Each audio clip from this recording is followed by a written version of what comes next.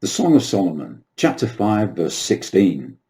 His mouth is most sweet, yea, he is altogether lovely. This is my beloved, and this is my friend, O daughters of Jerusalem.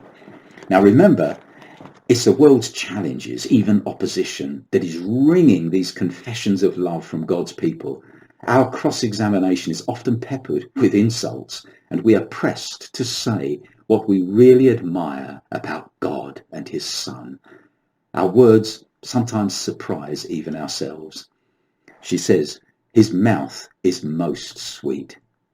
The words that he speaks are like honey in the rock. And don't miss the fact that it is the mouth she's speaking of, not his pen. Anyone can read the Bible.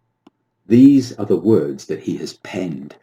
As the psalmist said, my tongue shall be the pen of a ready writer. Psalm 45:1. God is the writer. But it is his mouth that is sweet. In other words, it is sweet when we hear his word, not simply read it. That's not to say that we shouldn't read this word, but we should always be yearning to hear his voice coming through this word.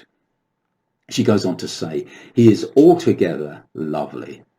The word means desirable. Do you love to hear Jesus speak his word to you? Then blessed are you. You do know, don't you, that most of the world couldn't care less about Jesus speaking to them.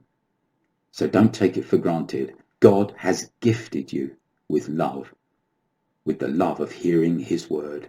He loves you and you love him. Now I'm going to read you some beautiful verses out of Psalm 19 and beginning at verse 7. And it's all about the word being spoken, the word being written. It's beautiful. Listen to this.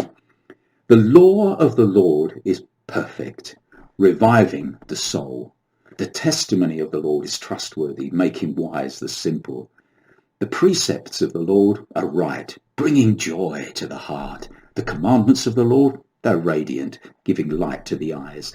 The fear of the Lord is pure, enduring forever. The judgments of the Lord are true, being altogether righteous. They are more precious than gold, than much pure gold.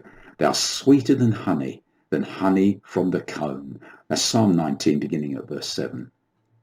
Now finally, one more observation about this verse. She says that he is our beloved and our friend. You know, in a sense, loving him, having him as our beloved, is a gift.